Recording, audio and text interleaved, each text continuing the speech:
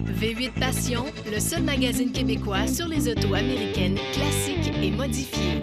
Et le restaurant Parmesan, tous les soirs, c'est la Dolce Vita au restaurant Parmesan, sont heureux de vous présenter Passion Auto Rétro.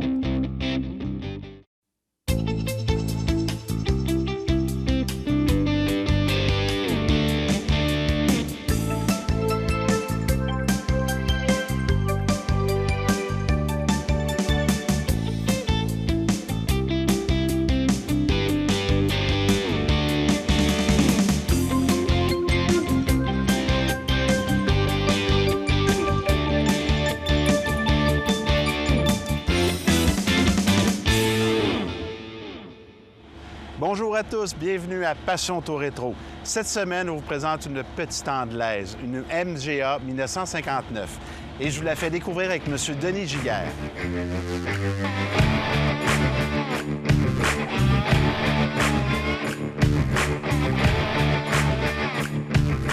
Après la guerre, la MG pour Maurice Garage était passée sous le contrôle de la British Motors Corporation qui concentrait ses efforts sur la Austin Haley.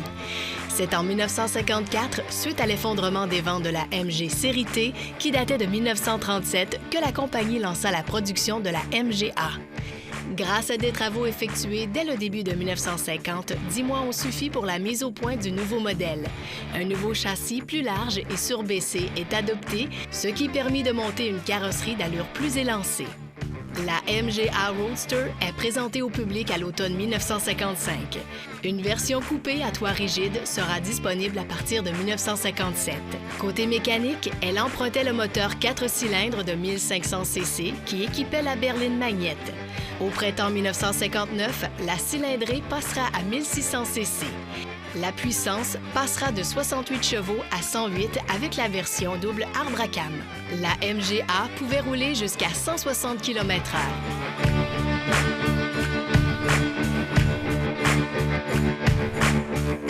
Monsieur Giguère, vous êtes propriétaire d'une belle petite anglaise, une MGA 1959. Vous êtes un passionné de voitures anglaises depuis longtemps.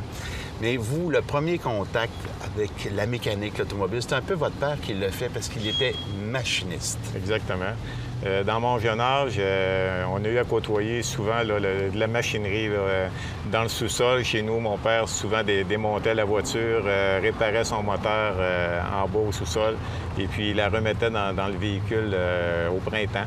Fait que pour nous autres, ça a été dans notre courant là, de voir des pièces mécaniques, là, puis de voir du travail manuel qui se fait. Là, puis on est devenus manuels, nous autres aussi, par le fait même. Vous êtes tous une famille, une grande famille, tous manuels. Oui. Mais votre père était aussi ingénieux. Il a essayé d'inventer un lave-vaisselle, je pense. Il y a Exact. quelques petites inventions comme ça qu'il a testées, là. Exactement. Un lave-vaisselle avec 4 panneaux de venir, puis un petit moteur avec... Je sais qu'il a fait les tests dans le sous-sol assez longtemps. Il avait monté également là, un Jeep 4x4 avec un petit moteur 4 cylindres, 2 transmissions pour déneiger l'hiver, l'entrée. Mais c'était excessivement fort, là, tout recouvert en tôle galvanisée. Là. La carrosserie était en bois, en vénir. Ils ont monté ça dans le garage avec le voisin chez nous, là, M. Aymon. Là. On a côtoyé ça pas mal dans toute notre jeunesse, nous autres, là, essayer les taponneux, comme on dit. Un débrouillard. Un débrouillard. Vous, votre premier contact avec une automobile significative, c'était une MGB. Oui, MGB. J'avais environ 13 ou 14 ans et puis on avait un voisin tout près de chez moi qui s'était approprié une voiture MGB, un MGB 1972. Puis ça m'avait frappé. J'avais trouvé cette voiture-là tellement belle que je me suis dit un jour, je vais en avoir une. Qu'est-ce que vous aimiez? Qu'est-ce qui vous attirait particulièrement sur la MGB? Bien, d'abord, c'était un Roadster. C'était une 2 places. C'était convertible et puis relativement basse. Je trouvais que ça avait une élégance, puis je trouvais qu'à l'âge de 18 ans, 19 ans, tu augmentais tes chances de sortir avec une belle fille, aussi avec une voiture comme celle-là. Et la fameuse MGB, est-ce qu'elle est arrivée dans un avenir assez rapproché par rapport à cet événement-là? Ah, ça a été beaucoup plus tard. Je vous dirais que ça a été beaucoup plus tard. Ça a été en 1995. Un de mes amis là, qui revenait d'Arizona, Et puis, il avait ramené 2 voitures, dont une en excellent état qui avait été repeinte, mais sans mécanique. Et puis, il y avait un MGB aussi qui était dans un très mauvais état, mais par contre, le moteur, transmission, tout était là. Fait que c'était le donneur, finalement. Un 2 pour 1. Oui, c'était un 2 pour 1. Je l'ai acquise là, de mon ami qui revenait d'Arizona. Donc, c'est votre premier projet anglais. Oui. Vous le réalisez seul? Est-ce que vous prenez des contacts pour vous aider un peu là-dedans? Oui, j'ai commencé à réaliser seul le projet, puis j'ai commencé aussi à réaliser que c'était beaucoup de travail, puis qu'il me manquait un peu de connaissances et tout ça. C'est là qu'est apparu mon ami Daniel Cochon, qui, lui, est un vrai spécialiste. C'est notre gourou au Québec là, des MGA puis des voitures anglaises. Lui, il est né dans une MG, là, je pense. Lui, à l'âge de 19 ans, il avait son MGA, puis il y en a encore aujourd'hui, une MGA, puis il remonte encore des voitures aujourd'hui. Donc, c'est lui qui est venu me sortir un petit peu du pétrin, si on veut, là, qui est venu racheter le projet à l'automne parce que je n'avais pas terminé. Puis là, j'ai réalisé que ça prend des gens qui connaissent ça. Il faut s'entourer de bons copains aussi, puis à ce moment-là, c'est plus réalisable. Si on veut avoir du plaisir, puis pas vivre un cauchemar, il faut s'entourer. C'est pas plus compliqué que ça. C'est facile. Il y a un club qui existe. Il y a énormément de membres ici à travers le Québec aussi. Puis on se fait de très bons amis au travers de ça. Les gens ont de l'expérience. Fait que d'échanger avec ces gens-là, ça nous aide grandement. Faire ça seul, c'est réalisable, mais c'est des projets des fois qui peuvent durer 4 ou 5 ans, tandis que nous, on réussit à réaliser un projet en dedans d'un hiver. Leclerc Assurance, présentateur de la voiture de la semaine de Passion Auto Rétro. Leclerc Assurance et le programme Silverwell, votre voiture mérite ce qu'il y a de mieux.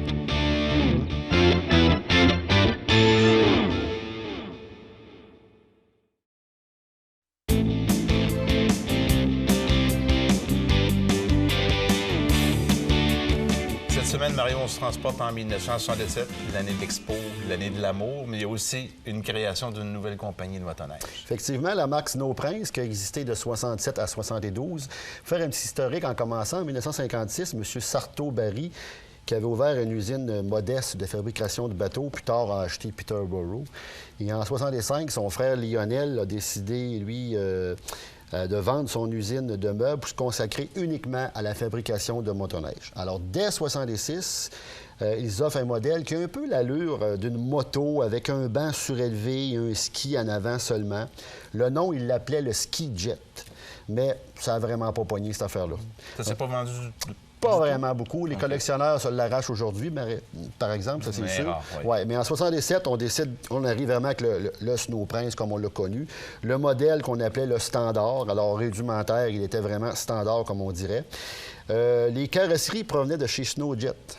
C'est toi qui fabriquais les carrosseries pour eux? On échangeait un peu déjà des choses. Okay. Et en 68, on présentera 3 modèles à ce moment-là. Plus tard, en 69, on lance une collection de vêtements assez rudimentaire, merci. Et en fin 69, on fabriqua pour d'autres compagnies, entre autres le Snow Commander et le Moto Mower. Les autres faisaient des équipements de jardin. Et ceci s'avère avantageux car il n'y a aucune mise en marché à faire.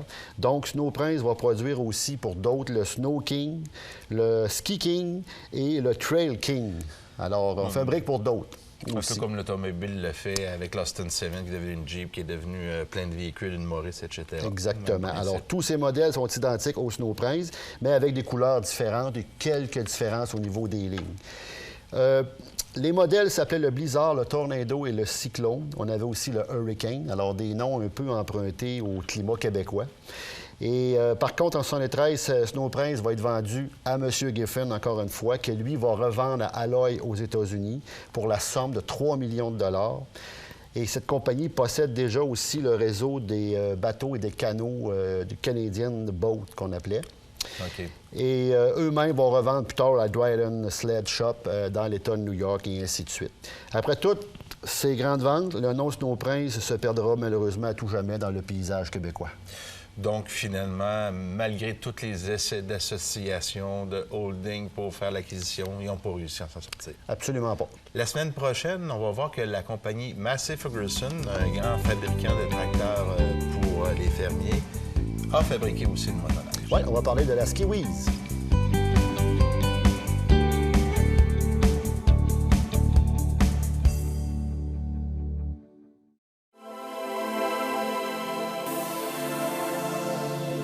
Le 1er décembre 1959, le traité de l'Antarctique est signé par 12 nations, dont les États-Unis et l'URSS. Ces pays possèdent en tout plus de 40 bases sur le continent et 20 autres sur les îles antarctiques et subantarctiques pour fin d'observation géophysique. Il devient très vite nécessaire de signer ce traité pour réglementer les recherches qui s'y déroulent. Au cours de l'année, Joseph Armand Bombardier perfectionne la motoneige sur laquelle il travaillait depuis les 27 dernières années. Le skidoo devient rapidement un phénomène social au Québec où plusieurs clubs, regroupements et pistes seront créés pour accommoder le nouveau passe-temps des Québécois. C'est aussi en 1959 que la poupée Barbie est créée. Ruth Handler, cofondatrice de Mattel, introduit sa création sous le nom de Barbie en l'honneur de sa fille Barbara. L'emploi associé à la poupée est mannequin de mode pour adolescente. Elle est blonde ou brune et coûte 3 $. Ken, son copain nommé en l'honneur du fils de Ruth, arrivera en 1961. Aujourd'hui, la poupée Barbie s'efforce de représenter toutes les formes et ethnicités et elle aurait au-delà de 125 emplois différents.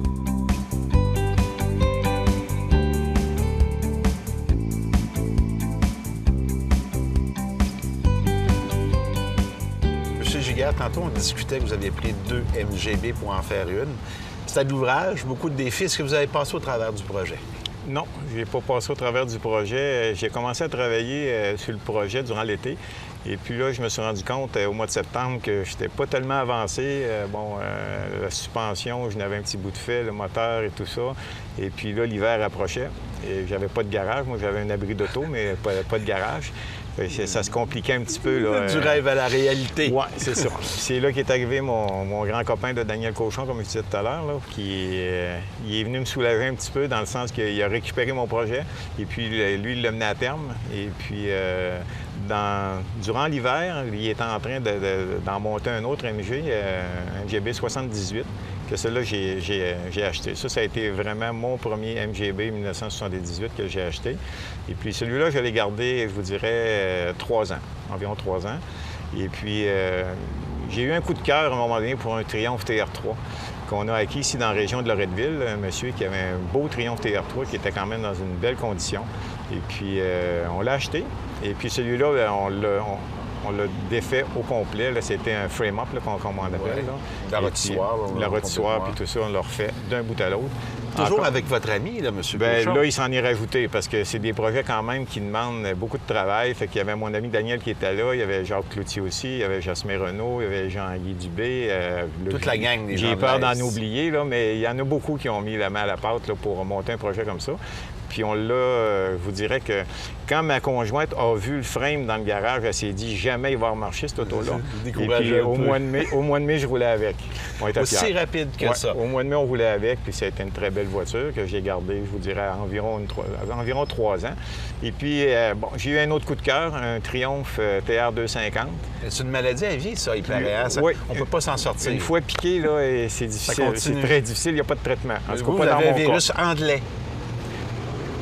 Ancré, oui, ça fait partie de mon ADN. Et puis, c'est ça, j'ai acquis un Triumph TR 250 en 1967. C'est une voiture qui a été non construite environ pendant 1 an et demi, donc assez rare, dotée d'un moteur de 6 cylindres en ligne. Et puis, on a refait le moteur. Il était en très bonne condition. C'est un monsieur de Neuchâtel qui avait ça. Et puis, la voiture est en très bonne condition, sauf qu'on a refait le moteur. Puis après ça, là, je l'ai vendu. Là, l'ADN que je vous parlais du côté anglais, à un moment donné, j'ai eu une petite piqûre, puis j'ai été du côté américain, puis j'ai acheté un Corvette. OK. Là, on change vraiment de style, de style de vie, de conduite. Tout est différent. Ouais. Qu'est-ce qui est le plus fun entre les deux? Bien, je vous dirais qu'aujourd'hui, regardez, je suis revenu avec la MGA 59. Le Corvette, ça a duré environ 2 étés. C'est pas la même passion. C'est une très belle voiture, une très bonne voiture, très performante. Mais on n'a pas nécessairement besoin de ça. À mon sens, à moi, un MGA 1959, ça a beaucoup plus d'âme qu'un Corvette 2000 ou 2001. C'est des très belles voitures, mais je suis revenu à mes amours et à ma passion. L'avantage de ces voitures-là, c'est qu'elles sont très agréables à conduire à basse vitesse. C'est un gros avantage des voitures anglaises. Exact. Avec ces voitures-là, On évite les autoroutes principalement, puis on cherche les petites routes de campagne. Puis, sinueuses. C'est ça. C'est là qu'on trouve le plaisir aussi de découvrir les paysages du Québec. Puis, vous savez qu'à 50 km, 60 km/h, là, dans les petites routes de campagne, on a le temps de voir le paysage. Puis c'est relaxant aussi. On se promène, c'est très relaxant. Puis on la sent, la voiture. On la sent. Si on parle un peu du MGA au niveau de la voiture, après la Corvette, est arrivée cette voiture-là? Exact. OK. La MGA, vous l'avez trouvée où? C'est un ami de Québec qui l'avait acheté. Et puis, lui, il a commencé à fonder sa famille puis tout ça. Fait qu'il y avait moins d'occasion de s'en servir. Fait qu'à un moment donné, j'y ai proposé de l'acheter, puis il a consenti à me la vendre. Et puis, à partir de ce projet-là, il était en très, très bon état aussi. Mais on voulait changer la couleur. Un moteur 1600, 4 vitesses aujourd'hui, ça ne convient pas non plus. Il faut être capable quand même de se dégager dans les routes, surtout dans la belle région de Charlevoix. Oui. Ça prend un petit peu de moteur, puis ça prend... De la miche nous prend avec un 1600 puis une 4 vitesses, effectivement, il en manque un petit peu. Oui, effectivement, surtout quand on a un camion en arrière. Exact. Monsieur Giguère, même si la voiture était en bon état lorsque vous l'avez achetée, vous avez quand même refait la voiture au complet? Oui, tout à fait. On a tout enlevé. On a sorti le moteur, transmission, on a défait les ailes, le pare-brise, tout l'intérieur de la voiture. Bien, l'intérieur de la voiture était noir avec les pipes rouges. Oui. Ça, on en voit beaucoup. Moi, je voulais changer ça aussi. Les tapis aussi, ils étaient quand même en bonne condition, mais je voulais changer la couleur. Je voulais l'amener aussi. Il était rouge à l'origine. Alors, on l'a mis Old English White, cette couleur-là, qui, à mon sens, à moi, est une très belle couleur avec l'intérieur gris. Là. Ça me rejoint plus dans mes goûts. Ces matériaux-là, vous avez trouvé ça où? Est-ce que c'est des matériaux d'origine qui étaient de couleurs différentes ou c'est des nouveaux matériaux? Je vous dirais que 90 des pièces et des matériaux, ça vient de chez Moss Motor aux États-Unis. OK. C'est Pierre Tanguay à Québec qui distribue. Ouais. Donc, il y a tout ce qu'il faut pour vraiment refaire les garnitures, le tableau de bord, tout ça. Absolument. On est capable de tout trouver. J'ai mis une transmission 5 vitesses. Ça, c'est la transmission 5 vitesses. À un moment donné, j'ai été la chercher moi-même aux États-Unis avec les roues de broche. Il y a des choses que j'ai été chercher moi-même. Mais tout se trouve chez Moss Motor. British Victoria aussi ont énormément de matériel. C'est un petit peu plus long, peut-être un peu plus cher. Pour terminer un projet comme celui-là, on parle de combien de temps de travail? C'est sûr que vous avez toute votre équipe autour de vous, mais on parle de combien de temps avec votre gang? Bien, je vous dirais, à un moment donné, on perd le décompte de tout ça, là, mais je me souviens, le TR3, c'était autour de 500 heures, puis le MGA, j'imagine, c'est autour de 500 heures aussi, là, dépendamment combien on est autour du véhicule.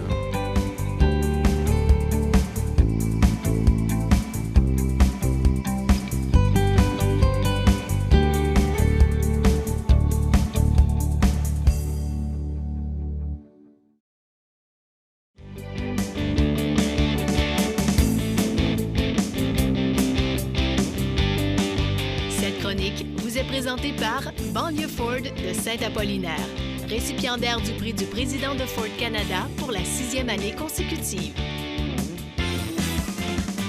Vous vous rappelez que Ford, à ses débuts, s'est servi de la course automobile pour faire connaître ses produits. Cette implication atteindra son paroxysme dans les années 60. Ford a souvent été impliqué en compétition automobile, autant comme motoriste que supporteur de différentes équipes pour la préparation des puissantes Mustang et Ford GT qui ont sillonné les pistes du monde entier pendant plusieurs décennies. Henry Ford II, suite à des négociations non abouties avec Ferrari, décide alors de montrer au monde entier de quoi la compagnie Ford est capable sur les pistes européennes. À partir de 1964, une équipe de course spéciale est réunie pour vaincre sur le circuit le plus reconnu mondialement, Le Mans. L'entreprise Lola est mandatée pour faire les premiers dessins de la Ford GT. En avril de la même année, 2 prototypes sont prêts. Les premiers essais servent à trouver toutes les faiblesses des nouveaux châssis. Et il y en a. L'aérodynamique est ratée, la voiture est instable à haute vitesse. C'est donc aux États-Unis que Ford trouvera l'aide nécessaire. Carroll Shelby reprend le dessin de la voiture et améliore sa fiabilité. Les temps autour de la GT40 sont très rapides, mais il faut maintenant améliorer la fiabilité. En plus de Shelby, les ingénieurs de Boeing se mobilisent pour assurer que les accessoires extérieurs et essuie-glaces de la GT40 soient efficaces à très haute vitesse. En mai 64, la belle américaine participe à sa première course et est envoyée en Europe pour Le Mans. Cette première expérience tourne court, mais c'était prévu. En janvier 65, une première victoire aux 2000 km de Daytona vient couronner les efforts de l'équipe. Aux 24 heures du Mans de la même année, les GT40 sont les plus rapides en piste, mais la fiabilité n'est pas encore au niveau de la concurrence. L'équipe Ford arrive à son apogée en 66 avec 3 voitures aux 3 premières places. En 67, Ford confirme sa supériorité en terminant avec 4 tours d'avance sur son principal concurrent et répète son exploit, encore une fois, en 1968. L'implication de Ford en course automobile va toujours lui permettre de rester à l'avant-garde de la technologie. La semaine prochaine, on vous parle d'un modèle qui va marquer l'histoire sportive de Ford. Monsieur Giguère, vous avez déjà eu une moto, la passion de la moto de votre côté. Et vous avez ensuite un peu choisi entre la voiture de type anglaise et la moto. Qu'est-ce qui a fait votre choix? Bien, effectivement, je me connaissais un petit peu aussi sur une moto. Je n'étais pas nécessairement un exemple de sécurité sur la moto. Et puis, j'ai décidé de faire le move puis d'aller vers les voitures anglaises. Pour les intempéries qu'on connaît au Québec, là, la pluie et tout ça. C'est sûr qu'avec les voitures anglaises, on a quand même un toit pour se protéger. Ouais. Ma conjointe est assise à côté de moi et pas en arrière. On peut placoter en s'en allant. On a la radio. Pour le confort aussi, puis la sécurité. Un peu d'espace aussi pour les bagages. Exactement. Quand on voyage aussi, là, on est capable d'amener un peu de bagages, là, pour partir pour une semaine, là, puis c'est plaisant. Parlez-moi donc un peu de votre vie quotidienne avec la voiture. Voyagez-vous quand il fait beau? Est-ce que vous faites du day-to-day avec? Est-ce que vous faites des beaux voyages à l'extérieur? Bien, souvent, là, on s'organise en des petits groupes. Là. On est 3-4 bons copains. Là, c'est ce qui a amené aussi la passion des voitures anglaises, c'est de se faire des bons amis. Et puis, on part les fins de semaine. Des fois, on s'en va dans un petit bed and breakfast. Là. On va passer, comme là, on va partir pour Magog, 3-4 jours. On visite la région de Magog. Des fois, c'est dans le coin de la Malbaie, Lac-Saint-Jean. On descend aux États-Unis aussi assez régulièrement. Là, puis, non, c'est bien plaisant. Ça fait comme un cercle social à ce moment-là. Tous les amis se retrouvent puis vous faites des beaux voyages ensemble. Effectivement. Le cercle social s'agrandit à chaque occasion et à chaque sortie. Les gens viennent nous voir aussi. Souvent, ils viennent discuter avec nous, nous racontent un peu leur histoire. Ils en ont eu aussi dans leur jeunesse. Puis on se fait de bons amis. Une belle retraite active, comme on dit. Oui, monsieur. Et avec beaucoup de plaisir. Je vous dis un gros merci, M. Giguère. Merci super bien. C'était plaisant. Merci. Fabriqué de 1955 à 1962, 101 321 MGA sortirent d'usine et de ce nombre, plus de 80 furent exportés vers le marché nord-américain. Elle sera éventuellement remplacée par la MGB. Le prix de base se situait entre 1995 et 2195 $.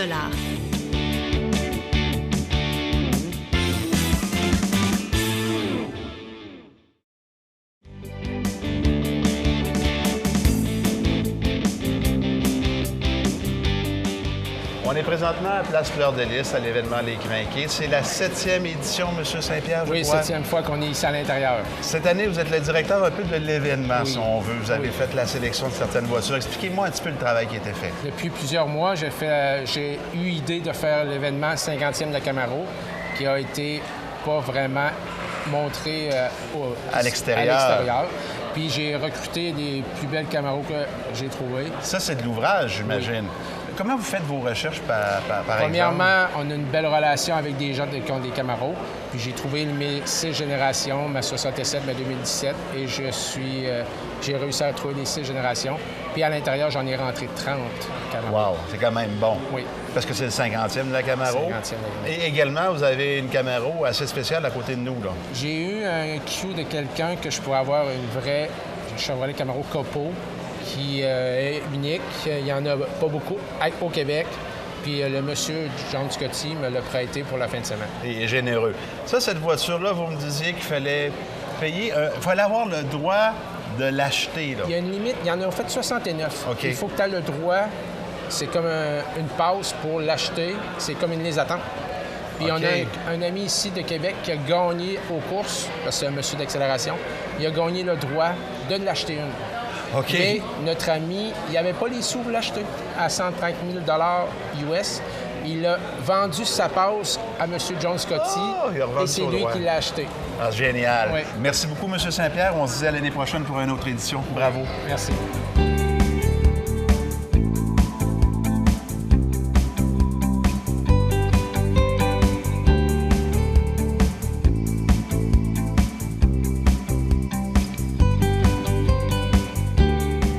suis accompagné de M. Blouin, vous êtes le président du Club des Crinqués. Et vous avez un segment qui vous intéresse particulièrement, c'est le côté philanthropique du club. Vous aidez des gens aussi. Exact. C'est avec notre calendrier qu'on produit depuis 7 ans. Maintenant, on endosse une œuvre. C'est Autonomie. C'est un service pour les hommes en difficulté de toutes sortes. Tout simplement. Tout simplement. Parce qu'on sait, il n'y a pas beaucoup de services pour les hommes. Hein? C'est assez rare qu'on voit des organismes. Donc, vous avez pensé à ce segment-là? Oui, bien, on a été approchés, puis on a trouvé que la cause s'imprégnait bien dans notre club. Monsieur Blouin, le calendrier, est-ce qu'on peut se le procurer à l'année? Oui, sur le site web, puis pendant nos événements. Donc, c'est jusqu'à épuisement des stocks? Jusqu'à épuisement des stocks, exactement. Merci beaucoup, M. Blouin. Merci.